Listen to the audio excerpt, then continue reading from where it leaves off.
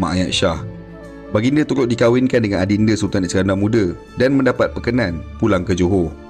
Pada tahun 1617, Sultan Aceh iaitu Sultan Iskandar Muda telah menghantar angkatan perang ke Pahang dan telah menghancurkan banyak daerah di Pahang.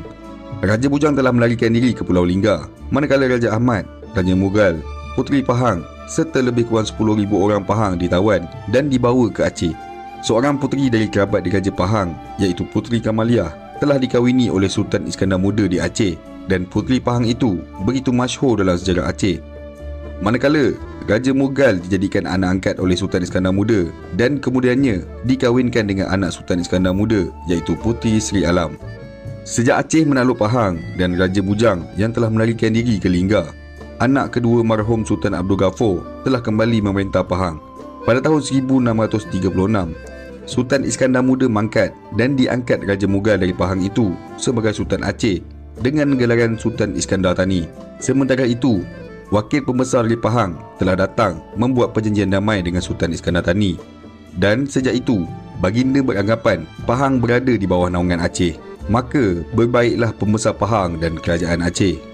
Kerajaan Johor ketika itu di bawah pemerintahan Raja Bujang yang dilantik pada tahun 1623 sebagai Sultan Johor yang ketujuh, bergelar Sultan Abdul Jalil Shah III. Terdapat konflik di antara Johor, Pahang dan Aceh ketika ini kerana Sultan Iskandar Thani beranggapan Pahang di bawah naungannya, begitu juga Sultan Abdul Jalil Shah III. Pada tahun 1638, Sultan Johor yang dibantu oleh Belanda telah menyerang dan menakluk Pahang. Pada tahun 1640, Belanda yang dibantu pula oleh Johor berjaya menakluk Kota Melaka setelah hampir 130 tahun Portugis memerintah di Melaka. Sultan Iskandar Thani telah mangkat pada tahun 1641 dan digantikan dengan isteri baginda sebagai Permaisuri Aceh. Pada tahun yang sama juga, anak kepada marhum Sultan Abdullah Mak Ayat Shah iaitu Raja Bajau telah diangkat menjadi Raja Muda di Pahang. Waris Raja Bajau inilah menjadi waris Kesultanan Melaka yang terakhir bagi Johor dan Pahang.